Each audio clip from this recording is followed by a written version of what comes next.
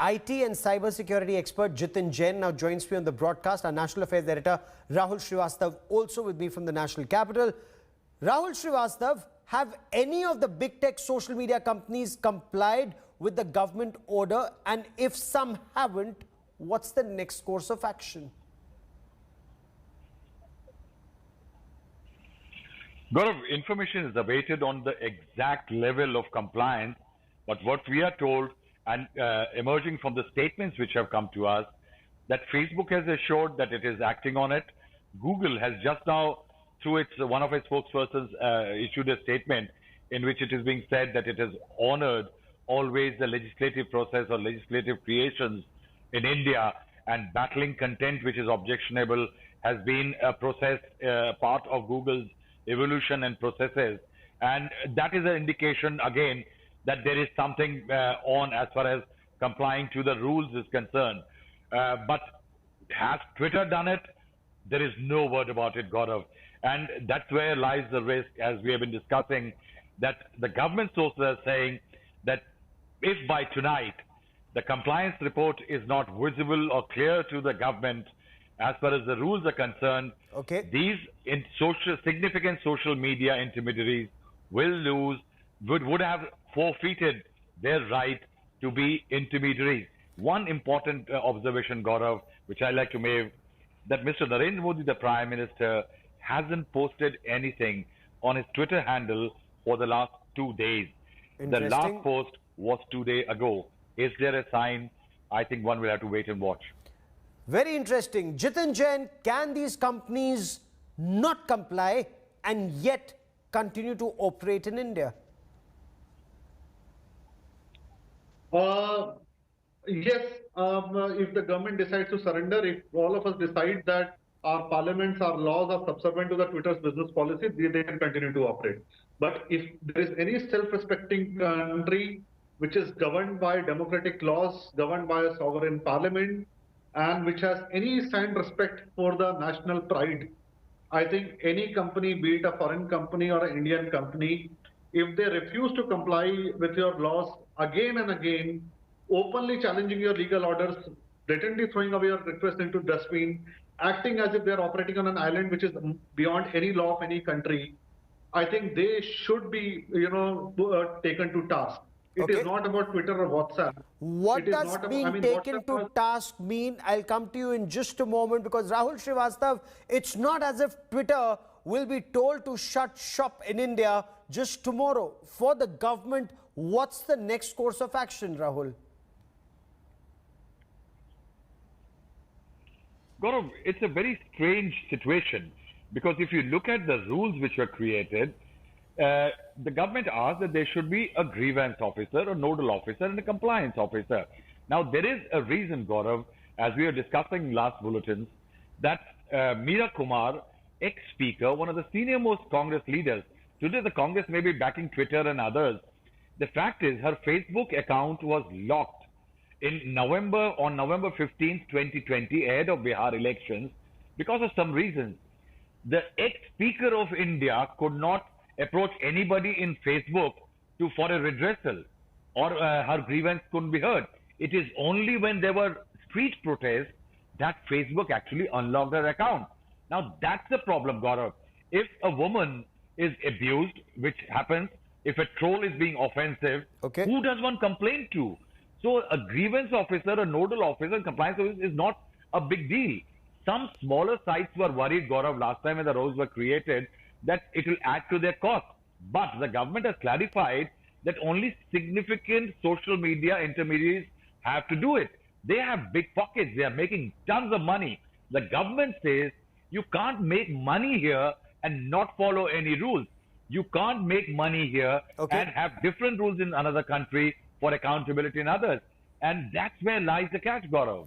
And this is precisely what Twitter at least appears to be doing as of now. Are big tech companies, in your appreciation, Jitin, cocking a snook at the Narendra Modi government? Is this a challenge to the government that they are not following the government directives? They may seek more time, they may seek more clarity after 3 months have passed. Vishnu, I mean, the law says that if there is any government order or a court order, you have to comply. You do not have to give an intention to comply. That does not mean anything at all. And 3 months were good enough. I mean, what are the demands of the government? That please appoint for 40 crore users you have like WhatsApp and Twitter. 40% of user base comes from India. Okay. Please appoint one grievance officer. Please appoint one compliance officer, another officer in India, 3 employees in India who are based out of India, so that we can deal with them. We can make them aware of the grievances. They can act in time. We don't have to run pillar and pillar for small little things. And what they've been doing for 10 years, they appoint after Delhi High Court order one grievance officer in Ireland who does not even have a mobile number, who does not even reply. So it is a mockery which is going on. And I'll tell you what happened with Delhi Police yesterday. See, the issue is not about toolkit. Issue is not about whether Delhi Police went there to raid or arm twist or they went for investigation. The bigger issue is that Delhi Police has sent a notice to Twitter on 21st of May. And you know what Twitter has replied? The notice was sent to Twitter India's MD. The MD says, oh buddy, you have knocked the wrong door. I'm not the right person. I've got nothing to do with Twitter. And then the Delhi Police sent a reminder again to join the investigation. And he says, oh, didn't you understand my previous reply? I run a marketing and sales company here, which is different from Twitter US. For anything with content you want, go to Twitter US. So this is a mockery of law which is being propagated for 10 years, that you form different ways of companies, you do away with all legal liability, you make billions of dollars in revenue, and you pay only 15 lakh rupees tax in India. Twitter has paid only 15 lakh rupees tax in the last couple of years. Rahul We collectively pay Srivastav, more tax than them. Rahul Srivastav, can Twitter be both intermediary and the publisher? Is it trying to be both, claiming to be an intermediary, not responsible for the content, and yet continuing to moderate content, whether it likes or it doesn't like? So according to its liking, it moderates content in our country and elsewhere. Rahul Srivastav. Gaurav, I think that's the best question of it all. You can't have the cake and eat it too. What Twitter is trying to say that when it suits us, we are an intermediary, and when we want, we are a content controller and an adjudicator. See, for example, in the case of those 1100 odd Twitter handles which were posting our objectionable content, which Home Ministry, Agriculture Ministry, and everybody opined and asked them to remove. At that time, they didn't moderate those, adjudicate on those on their own. But when it came to Sambit Patra toolkit elements, I have been saying that Sambit Patra should have gone to the police first, because if there has been something like this which is incendiary, it lies with the police. The fact is that there is a dual or multiple policy when it comes. Twitter and other organizations can fight for accountability and free speech, but within the tenets provided and the limits provided by the Constitution of India. Yes. That's the key element. You cannot have laws of your own as an intermediary when it suits you, stay away from legal disputes, and then suddenly say that we are adjudicators on content. I think the government is trying to resolve this duplicitous or perhaps this multiple point configuration which Twitter has been operating with. Jitin Jain, where does this then leave the government? What action would the government have to take legally? What would the next course of action be, Jitin? See, Gaurav, when it comes to WhatsApp's privacy policy and Twitter's refusal to compliance with multiple government directives in the past, we always have this argument that, if we had a data privacy and data protection law in India, then things would not have come to this. But the problem is, even if we had a data privacy protection bill, would these companies have complied? Because there are now government rules in place from last 3 years, which these companies are refusing to comply. See, look at the hypocrisy in place. WhatsApp wants to have a different data collection policy in US for European customers, but they want to collect more and just trample upon your rights with a different policy in India.